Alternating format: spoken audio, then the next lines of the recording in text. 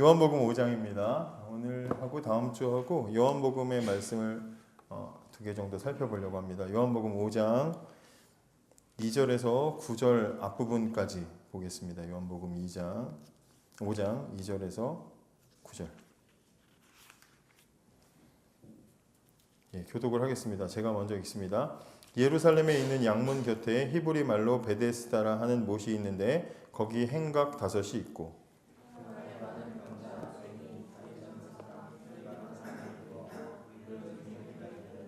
이는 천사가 가끔 못에 내려와 물을 움직이게 하는데 움직인 후에 먼저 들어가는 자는 어떤 병에 걸렸든지 낫게 되밀어라. 예수께서 그 누운 것을 보시고 병이 벌써 오래된 줄 아시고 이르시되 내가 낫고자 하느냐.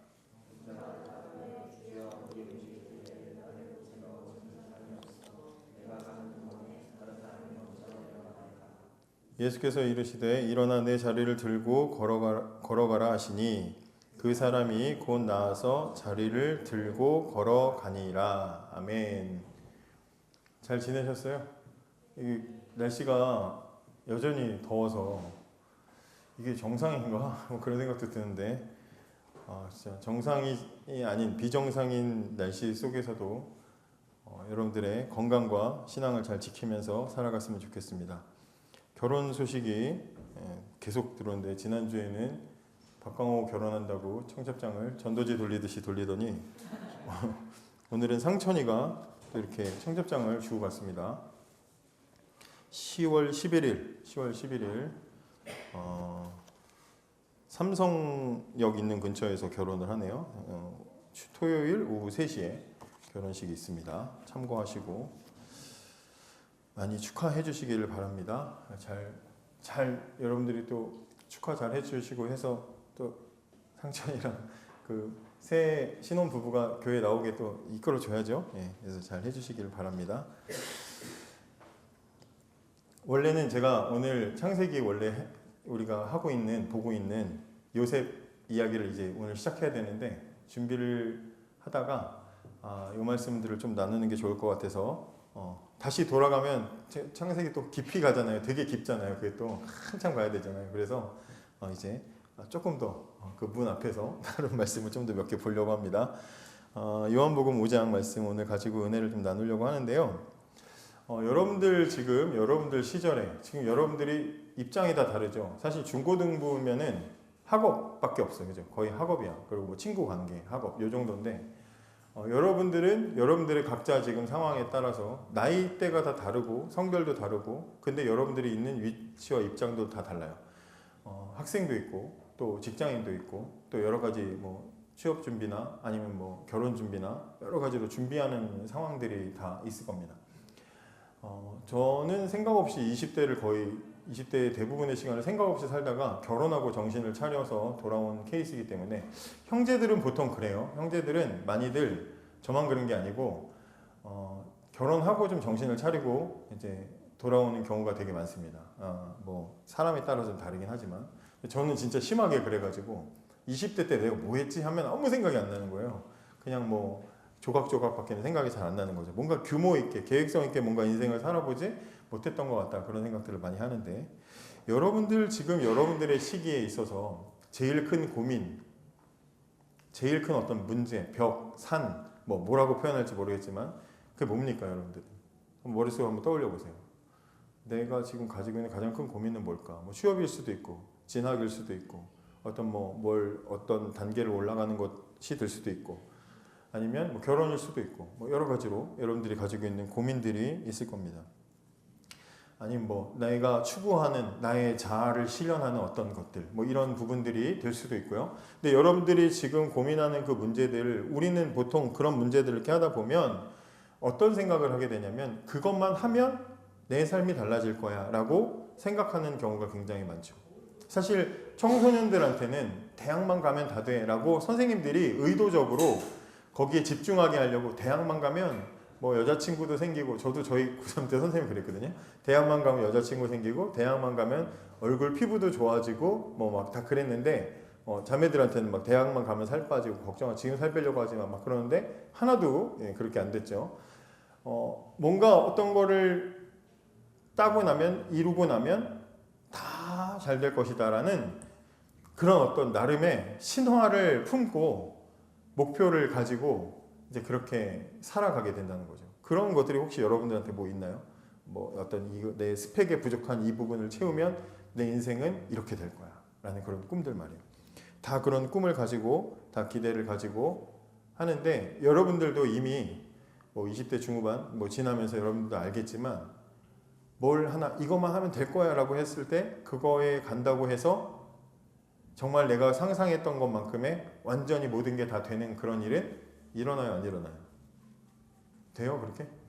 지금 고2, 고3 애들한테 대학만 가면 돼 집중해 정신 차려 유나가 서정이한테 서정아 너 이번에 집중해 송이가 동생한테 집중해 이거 대학만 가면 돼 이렇게 우리는 말은 하지만 우리는 사실 알고 있죠. 대학 간다고 다 되는 게 아니라는 걸. 거기 가면 또 산 넘어 산이고 또 해결해야 되는 문제는 쌓여 있고 오히려 더 크고 더 넓은 해결해야 되는 문제들이 가득 있다는 것을 우리가 안단 말이죠. 오히려 그래서 지금 내 단기간에 어떤 것들 이것만 하면 될 거야 라고 꿈꿨던 것들은 솔직히 이루거나 거기에 가고 나면 만족이 오는 게 아니라 더 큰 결핍으로 다가올 때가 제 삶의 경우에는 많이 있었습니다. 된 줄 알았는데 그러면 되는 줄 알았는데 더 많이 부족하구나 이런 것들을 되게 많이 경험했다는 거죠. 여러분들은 어떤지 한번 생각해 보셨으면 좋겠어요.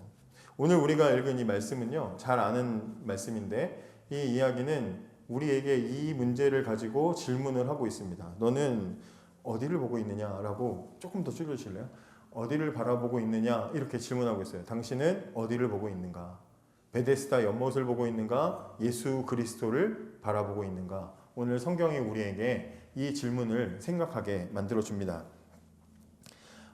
예루살렘의 양문이라는 문인데요. 그 문 옆에 베데스다라고 하는 이름의 연못이 하나, 작은 연못이 하나 있습니다. 근데 이 이름 베데스다라는 말은요, 히브리어로 자비로운 집, 자비의 집 이런 뜻이에요. 자비의 집. 얼마나 좋겠어. 자비의 집. 서로 막 자비를 베풀어주고 양보해주고 막 그런 사랑의 집이야. 그런 뜻을 가진 이 연못인데, 근데 아이러니하게도 실제로 그 베데스다라는 연못은 자비로운 곳이 절대로 아니고 처절한 경쟁의 장소였습니다. 여러분들이 이 본문의 이야기들을 익히 들어와서 어렸을 때부터 교회를 다녔으니까 아실 텐데, 왜냐하면 이 연못에는 전설이 있어요. 어떤 전설이에요? 천사가 가끔 내려와가지고 그 물을 똑하게 움직이게 만드는데, 천사가 물을 움직이게 만드는 순간에 제일 첫 번째로 들어가는 사람은 그 사람이 무슨 병에 걸렸든지 다 낫는 거야. 그런 전설이 믿거나 말거나 그런 전설이 있다는 거예요. 성경이 그렇게 말하고 있다고 해서 진짜 그런 게 아니라 그런 전설이 거기에 있다. 지금 이렇게 얘기하는 거예요. 그러니 거기에 수많은 자기 문제를 해결하지 못했던 수많은 병자들이 거기에 주변에 있는 거예요. 마치 뭐 늪지대 옆에 악어떼가 누워 있는 것처럼 거기서 사람들이 대기하고 있다가 눈은 어디 보고 있겠어요? 연못만 보고 있는 거죠. 물이 움직이나 안 움직이나. 그러면서 그 물이 움직이면 뛰어 들어갈 만반의 준비를 다 갖추고 사람들이 눈 하나 깜빡거리지 않고 그 연못을 집중하는 그런 상황에 있었단 말이죠. 자비의 집은 무슨 자비의 집이야? 경쟁의 집이죠. 그러니까 물이 한번 우리가 상상을 해보면 그러다가 물이 확 출렁거려. 그럼 어떻게 되겠어요? 막 사람들이 벌떼같이 개떼같이 그 물속으로 뛰어 들어가려고 막 서로 밀치고 막 그 전까지는 아유 무슨 병에서 아이고 왜 아프셨겠구나 힘드셨겠어 고생했어 우리 꼭 고치고 갑시다 그랬는데 물 움직이면 확 밀치고 달려 들어가가지고 서로 경쟁하는 그런 곳이었다 이 말이죠. 그러니까 거기서 1등으로 첫 번째로 들어가는 사람이 야 내가 1등이다 한 사람만 기뻐하고 나머지는 다 어떻게 돼요? 머리를 감싸쥐고 절망하는 그런 그림이 그려지는 거죠. 그러니까 자비의 집, 연못 이름은 자비의 집인데 절망의 집인 거죠. 거기는 경쟁의 집이고 절망의 집이라는 거죠.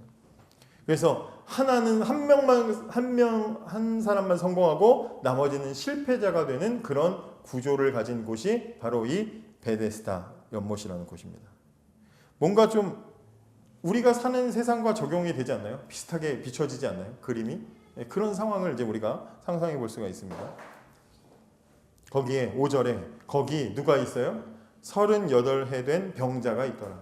38살짜리 병자가 아니라 병에 걸린 지 38년이 됐다는 거예요. 태어날 때부터 그랬는지 중간에 청년 때 갑자기 병에 걸렸는지 모르겠지만 만약에 이 사람이 청년 시절에 이런 병에 걸렸다면 이 사람은 지금 이제 노인이 된 거죠.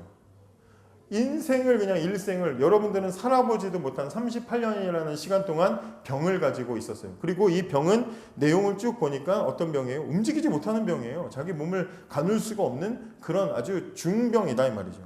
이 사람은 병에 걸려서 이제 있었습니다. 근데 이 사람의 이야기가 여기에 뭐 자세하게 소개는 되지 않지만 이 사람이 말하는 뉘앙스로 볼 때 이 사람이 단순히 병 때문에 몸에 병이 걸려서 이 사람은 고통스러운 인생을 살았던 것은 아닌 것 같아요. 이 사람의 인생은 굉장히 여러 가지로 고통이 있었어요. 가족에게 버림받았을 거예요. 그리고 사회적으로도 이 사람은 소외받은 그런 상태에 있었을 거예요. 게다가 매일 똑같은 자리에서 희망을 품고 있다가 또 자기는 움직이지 못하니까 물이 움직여서 들어가려고 해도 이 사람이 말하죠. 물이 움직일 때에 나를 저 못에 넣어줄 사람이 없습니다. 이렇게 말하잖아요. 그러니까 가족도 없고 지인도 없고 불쌍히 여겨주는 사람도 하나도 없고 스스로 들어갈 힘도 없지만 뭐만 있어? 들어가야지 하는 희망만, 헛된 희망만 가지고 거기에 앉아 있는 거죠. 모든 정신이, 모든 시선이, 모든 관심이 거기에 있는 거죠. 여러분 생각해 보세요. 38년을 그렇게 살았다고 생각을 해보세요. 그러면 그 연못가에서 몇 번을 좌절했겠어요. 얼마나 많이 실망했겠어요. 얼마나 많이 아유, 내 그만해야지. 그만 저기 쳐다봐야지. 그만 베데스다 그만 생각해야지. 이런 거 얼마나 많았겠어요. 그래서 접고 뒤돌아섰다가 또 내가 떠나려고 하면 막상 또 떠나면 그때 또 막 물이 움직일까 봐 아니야 또 다시 주저앉아서 절망하고 실망하고 그게 쌓이고 쌓여서 켜켜이 쌓여가지고 그 인생은 끊임없는 절망과 실망으로 가득한 그런 인생. 우리가 상상해 볼 수 있잖아요. 그림을 그려볼 수 있잖아요. 무력감이 가득하고 외로움이 가득하고 체념으로 인이 박혀버린 그런 인생. 이게 지금 이 38년 된 병자의 모습이다 이 말이죠. 6절에 뭐라 그래요? 예수께서 이제 예수님에게 시선이 넘겨갑니다. 예수께서 그 누운 것을 보시고 그렇죠? 예수님이 그 사람 보셨어요. 삭개오를 찾아오시듯이 예수님이 이번에는 이곳에서 그 사람의 누운 것을 보시고 그리고 뭐라 그래요? 병이 벌써 오래된 줄 뭐라 그래요? 보시고 그 다음에 뭐예요? 아시고 주님은 이미 다 아시고 그리고 그에게 뭐예요? 말씀하셔요. 이르시되 보시고 연약하고 해결할 수 없고 38년간 실망과 절망과 체념으로 가득한 사람의 그 불쌍함을 보시고 그리고 그 사람의 내면 속에 있는 깊은 절망과 좌절을 다 아시고 그리고 말을 거시는 거죠. 우리 주님이 하시는 거예요. 주님의 질문이 뭐예요?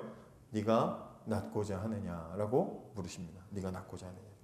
모든 것을 다 파악하시고 모든 것을 다 아시고 그 사람의 필요를 다 아시는 채로 주님이 오셨어요. 그 사람의 설명을 우리는 병원에 가면 의사 선생님한테 내 상황을 문진을 통해서 다 잘 설명을 해야 의사가 알아듣고 우리를 처방해 주잖아요.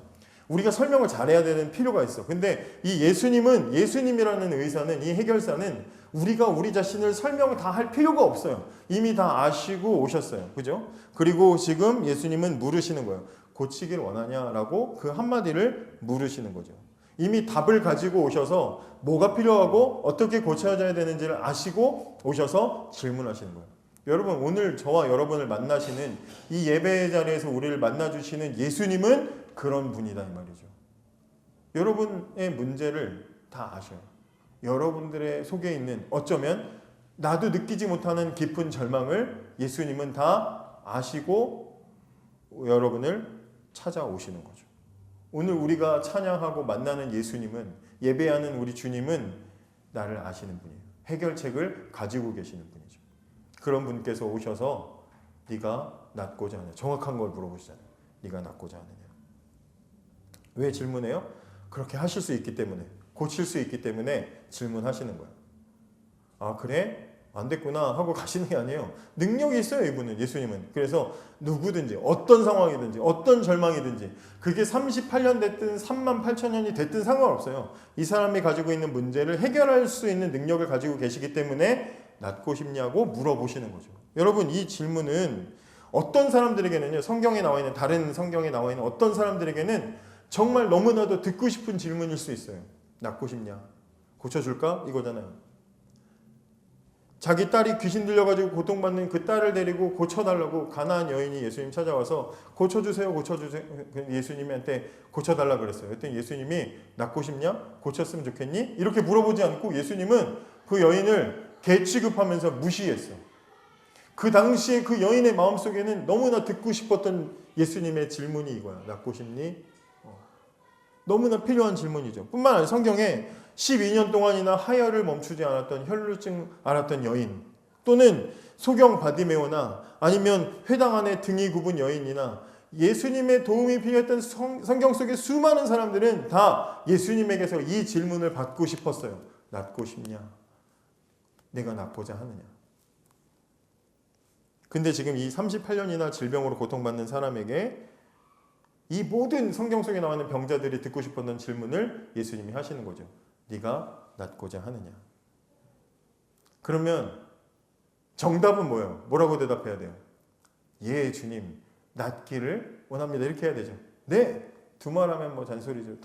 더할 나위 있겠습니까? 고쳐주십시오. 이래야 되는 거죠. 예, 주님, 고쳐주십시오. 이 대답을 해야 돼요. 근데 이 사람은 뭐라고 대답하죠? 뭐라고 대답해요? 7절에 병자가 대답하되 뭐라 그래요? 주여, 물이 움직일 때에 나를 못에 넣어주는 사람이 없어 내가 가는 동안에 다른 사람이 먼저 내려가나이다.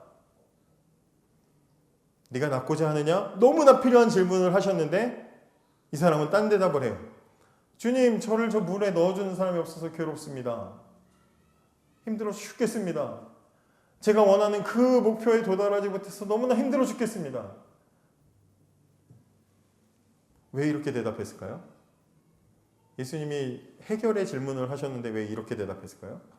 이 사람의 마음속에는, 이 사람 머릿속에는 온통 저 연못에 들어가면 낫는다라는 베데스다 연못 신화가 가득하기 때문이죠. 하나님의 말씀이 가득한 게 아니라 세상 성공 신화가 가득하기 때문에 저게 있어야 나는 행복해. 예수고 보고 난 저게 있어야 돼 라고 생각하기 때문에 예수님이 완전히 문제를 해결할 키가 되는 질문을 하셨는데도 불구하고 딴소리를 하고 있는 거다 이 말이죠. 근데 예수님은 그래? 넌 탈락하고 가시지 않고 이 사람을 불쌍히 여기시고 8절과 9절에 보면 이래요. 같이 한번 읽어볼게요. 8절, 예수께서 이르시되 일어나 내 자리를 들고 걸어가라 하시니 그 사람이 곧 나아서 자리를 들고 걸어가니라. 예수님이 이 사람 딴소리를 했는데 예수님이 일어나서 네 자리 들고 걸어가라. 이 사람 못 걷는 사람이고 못 움직이는 사람이라서 그것 때문에 38년간 괴로워했는데 예수님이 네 자리 들고 걸어가라. 그랬더니 어떻게 됐어요? 무슨 단어가 있습니까? 9절에 이 사람이 곧 나왔대요. 곧. 38년을 괴롭혔던 문제인데 단번에 곧 이 문제가 해결되어 버렸어요. 예수님 한마디에 그냥 해결되어 버렸습니다. 여러분, 오늘 이 사건은 단순히 병 걸린 사람 하나를 고쳐주는 기적의 이야기를 하고 있는 게 아니죠. 이 이야기는 지금 세상이 우리에게 요구하고 우리를 유혹하고 있는 이 세상의 구조와 그리고 예수님이 이루실 하나님 나라의 구조가 어떤지를 지금 보여주고 있는 거죠. 세상의 구조는 경쟁으로 되어 있고 하나님 나라의 구조는 은혜로 되어 있다는 것을 지금 비교해서 대비해서 보여주고 있는 거예요. 이 베데스다 연못, 세상을 상징하는 이 베데스다 연못은 먼저 들어가는 사람만 행복하고 나머지는 다 실패자가 되는 경쟁의 구조 속에 들어가 있어요. 그리고 우리를 그곳으로 이제 이끌고 유혹하면서 저기 들어가면 행복해. 저기 들어가면 너의 모든 문제는 다 해결돼. 저것만 따내면, 저 자리까지 올라가면, 저것만 취득하면, 저것만 해내면 너의 인생은 행복해질 거야. 문제는 다 해결될 거야. 너희들은 더 이상의 걱정과 근심이 없을 거야 라고 끊임없이 그 자리로 몰아가는 거죠. 그런데 정작 그곳은 어떻습니까? 그 한 사람 빼고 나머지는 다 실패자가 되고 절망에 빠지고 심지어 그 자리를 차지한 사람도 더 이상 더 나아갈 것이 없어서 낙심하는 그런 실패의 구조를 가지고 있죠. 근데 예수님이 지금 보여주시는 이 예수님이 말씀하시는 하나님 나라는 어때요? 한 사람만이 아니라 누구든지 조건 없이 대답만 하면 얻을 수 있는 은혜의 나라를 보여주고 계시는 거죠. 세상은 끊임없이 우리에게 조건을 요구해요. 스펙을 갖춰와라. 돈을 가지고 와라. 능력을 가지고 와라. 결과물을 가지고 와라. 끊임없이 세상은 우리에게 요구하는데 예수님은 뭐라 그럽니까? 그냥 와라. 은혜로 우리를 새롭게 부르시는 거죠. 여러분, 우리에게도 베데스다 연못과 같은 신화가 우리 인생에도 있을 수 있어요. 그것만 하면, 취업만 성공하면, 좋은 사람 만나면 나는 행복해진다. 연애와 결혼의 신화. 아니면 돈만 있으면, 요즘 청소년들, 우리 아이들 얘기해보세요. 어린이들 얘기해보세요. 돈 엄청 얘기해요. 돈 얘기. 그죠? 돈 얘기 엄청 하죠. 교사들은 잘 알까요? 돈 얘기 엄청 해요. 돈 너무 잘 알아요, 애들이. 유튜브로 봤는지 뭐 부모님이 그렇게 얘기를 하시는지 모르겠지만 막 애들 막 사진 찍으면 초상권 있어요. 뭐 벌금 얼마요? 막 이런 얘기해요. 징그러워서 애들 얘기 못 하겠어. 어린이 무서운 내 사역을 못 하겠어. 그래서 힘들어. 얼마나 애들부터 벌써 그렇게 가는지 몰라요. 돈의 신화. 또 네가 원하는 거, 네 좋은 대로 네가 하고 싶은 거 우리 뭐 많이 그런 뭐 유명한 사람들이 많이 얘기하는 거죠. 하고 싶은 거 하세요. 하고 싶은 거 하세요. 그러면 행복해집니다. 정말 행복해집니까? 정말 그러면 거기서 더 이상의 어떠한 필요도 없이 행복해집니다. 더할 나위 없는 행복 속으로 들어갑니까? 또 요즘에 SNS, 저도 SNS를 하지만 좋아요가 많아지면 행복해진다. 사실 맞아요. 행복하긴 해요. 좋긴 합니다. 잠시 즐겁죠. 잠시 좋아요. 며칠 하트 받고 끝입니다. 끝이에요. 근데 거기에 막 매몰돼가지고 거기에 막 매몰된 사람들이 있잖아요. 모든 신화들을 우리가 다 가지고 있어요. 크고 작게 우리는 다 가지고 있어요. 이것만 하면 돼. 이것만 넘어서면 돼. 이번 일만 진행되면 돼. 이 결혼만 성공하면 돼. 다 가지고 있다고요. 근데 과연 그게 우리를 영원히 만족으로 이끌어 가냐 이 말이죠. 베데스다 연못은 소수만의 성공을 주고 나머지는 다 좌절에 빠뜨렸습니다. 여러분, 이 말씀을 보면서 여러분들을 제일 속상하게 만드는 게 뭔가요? 말씀 속에서. 오늘 지금 읽은 이 사건 속에 저는 이 말씀을 볼 때마다 제일 속상한 게 있어요. 어떻게 이럴 수가 있지? 그게 여러분 뭔지 아세요? 어떻게 38년 동안 이렇게 고통받았을 수가 있지? 어떻게 38년 동안 가족들에게 버림받고 살 수가 있지? 어떻게 그런 좌절감 속에 살 수 있지? 그것보다 더 속상하고 더 불행하고 더 불쌍한 것, 그게 뭡니까? 그게 뭐예요? 예수님을 옆에 두고도 못 알아본 사실입니다. 이 사람은 모든 문제를 해결해 주실 예수를 옆에 두고도 자기 신화를 놓치지 못해서 계속해서 그것만 생각하고 있는 거죠. 예수를 알아보지 못하는 불행함. 우리도 마찬가지입니다. 말씀을 보면서 우린 적용해 볼 수 있어야 돼요. 우리가 지금 이렇게 예수 앞에 나와 함께 예배하고 함께 말씀을 나누고 함께 기도하고 우리가 신앙생활 해 나가고 있는데 예수님을 옆에 두고도 혹시 내 인생은 불행해, 내 인생은 실패야, 나는 그걸 얻지 못하면 나는 끝이야, 혹시 그런 좌절감과 두려움과 불안함으로 여러분들이 혹시 살아가고 있지 않습니까? 많이들 그럴 수 있어요. 그거 없으면 아무것도 아니야. 혹시 예수를 옆에 두고도 우리가 그렇게 살아가고 있지 않습니까? 그렇다면 우리는 베데스다 연못 앞에 38년 된 병자들과 다를 바가 없다라는 거죠. 여러분, 38년 된 병자를, 이 사람은 예수님 몰랐지만 예수님은 이 사람을 아시고 오늘 찾아오셨습니다. 오늘도 마찬가지입니다. 우리는 예수님 잘 몰라도 오늘 여러분들을 만나주시는 이 예수님은 여러분들을 정확하게 알고 계셔요. 너무나도 잘 알고 계시고 여러분들의 문제, 여러분들이 고민하고 고통받는 것을 어떻게 해결할지도 충분히 다 아시고 여러분들을 지금 만나주고 계시는 거예요. 우리가 묻지 않고 알아보지 못하고 찾지 않아서 그렇지 예수님은 우리의 모든 문제를 해결할 모든 준비를 다 가지고 오셨다는 거죠. 그리고 오늘 아마 이 말씀을 통해서 여러분들에게 예수님은 물으실 거예요. 네가 낫고자 하느냐? 너 문제 해결하기를 원하느냐? 너 문제를 해결받기를 원하느냐라고 물으실 겁니다. 그럼 우리는 어떻게 대답해야 됩니까? 예, 주님, 낫기를 원합니다. 대답해야 돼요. 그러면 주님이 우리에게 말씀하십니다. 네 자리를 들고 걸어가라. 우리는 막 해결할 수 없어서 짓눌려 가지고 막 이 무거운 문제를 어떻게 합니까 했는데 예수님은 단번에 가볍게 일어나 가. 한마디로 우리의 모든 문제를 해결해 주실 수가 있다 이 말이죠. 이 단지 병 고치라는 문제가 아니에요. 네 병 고쳐준다 이런 문제가 아니라 너의 인생은 너의 것이 아니고 너의 인생의 그 모든 근원은 나에게 있다는 것을 보여주는 말씀이 네 자리를 들고 걸어가라죠. 너무나 주님에게는 우리에게는 무겁지만 주님에게는 너무나 한없이 가벼운 문제에 불과하다는 것을 보여주시는 거예요. 그 능력의 차이 그걸 우리가 이 예배의 자리에서 발견해야 되는 거죠. 야, 나는 일주일 동안 이게 해결이 안 돼가지고 고민했는데 오늘 기도하면서 말씀을 들으면서 생각해 보니 주님은 이게 아무것도 아니시구나. 주님은 정말 크시구나. 주님은 정말 강하시구나 라는 것을 깨닫기를 원하신다는 것이죠. 여러분 말씀을 마무리하면서 여러분들에게 묻고 싶습니다. 우리가 서로 뭐 나눌 필요는 없지만 여러분들이 가지고 있는 연못의 신화가 무엇입니까? 이것만 있으면, 이것만 되면, 이것만 내가 얻으면, 이 자리까지만 가면 나는 행복할 거야. 나는 될 거야. 그게 아니면 나는 정말 불행한 거야. 나는 그게 아니어서 너무 힘들고 너무 속상하고 내 인생은 실패야. 혹시 여러분들이 그런 생각을 가지고 있지 않습니까? 여러분들의 인생의 이 연못의 신화는 무엇인지를 돌아보기 바랍니다.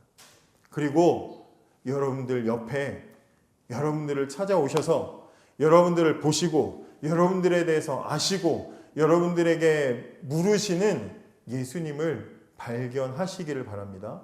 그리고 그 예수님께 예 주님 저도 낫기를 원합니다 라고 대답할 수 있는 저와 여러분이 되기를 원합니다. 이 시간 함께 같이 기도하겠습니다. 같이 좀 결단하는 마음으로 기도했으면 좋겠습니다. 주님 내가 세상의 헛된 신화를 버리고 예수님을 바라보고 예수님만을 의지하고 은혜로 나를 붙드시고 고치시는 예수님만 바라보는 그런 인생 살아가게 해달라고 이 시간에 같이 나의 신화를 내려놓게 해달라고 기도했으면 좋겠습니다. 함께 같이 기도합시다.